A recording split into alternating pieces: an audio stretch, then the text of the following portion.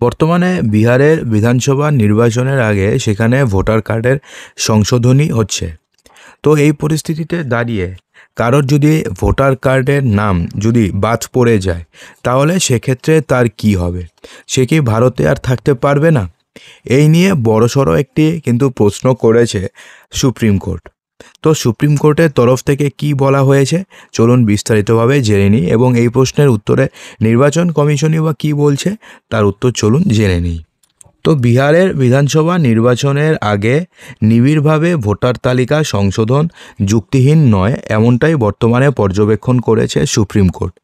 এই দিন শীর্ষ আদালতে নির্বাচন কমিশনের ভোটার তালিকা সংশোধন নিয়ে একাধিক মামলার শুনানি চলেছে।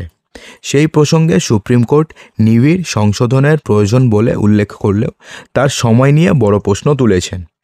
এদিন শীর্ষ আদালত বলেছেন যে নির্বাচন কমিশন যা করছে তা সংবিধানের অধীনেই করছে, এর যৌক্তিকতাও রয়েছে।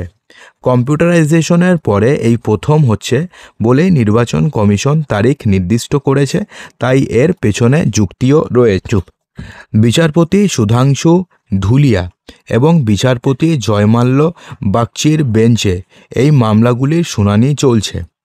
এদিন তারা বলেছেন যে নিবিড়ভাবে ভোটার তালিকা সংশোধনের মাধ্যমে কারা ভোটার তালিকায় নেই তা যাচাই করায় কোনো ভুল নেই, কিন্তু নির্বাচনের কয়েক মাস আগেই কেন এই তালিকা সংশোধনের সিদ্ধান্ত নেওয়া হলো সেই নিয়ে কিন্তু বড়সড় প্রশ্ন তুলেছে সুপ্রিম কোর্ট।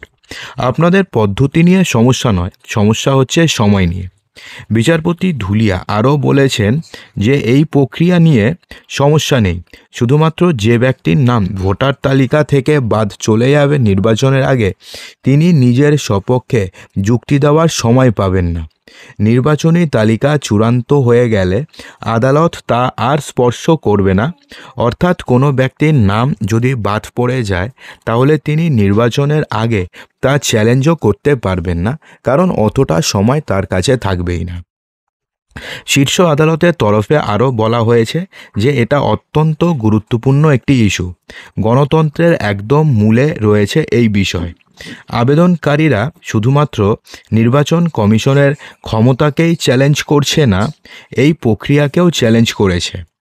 প্রসঙ্গত গত মাসে নির্বাচন কমিশন জানিয়েছিল যে বিহারে বিধানসভা নির্বাচনের আগে নিবিড় সংশোধন করা হবে। এই সংশোধনীতে নিজেকে বৈধ ভোটার হিসেবে প্রমাণ করতে গেলে শুধুমাত্র আধার কার্ড কিংবা শুধুমাত্র প্যান কার্ড দেখালেই হবে না, দেখাতে হবে জন্ম প্রমাণপত্র, বাবা মায়ের জন্ম প্রমাণপত্র দেখাতে হবে। শেষবার 2003 সালে ভোটার তালিকা সংশোধন হয়েছিল। নতুন ভোটারদের মৃত্যু, অবৈধ বাসিন্দা সহ একাধিক কারণ দেখিয়ে ভোটার তালিকায় সংশোধনের প্রয়োজন বলে উল্লেখ করেছিল কমিশন। সেই সিদ্ধান্তকেই চ্যালেঞ্জ করে শীর্ষ আদালতের দ্বারস্থ হয়েছিল তৃণমূল কংগ্রেস, আরজেডি থেকে শুরু করে association for democratic reform, people's union for civil liberties সংগঠন মামলা করে।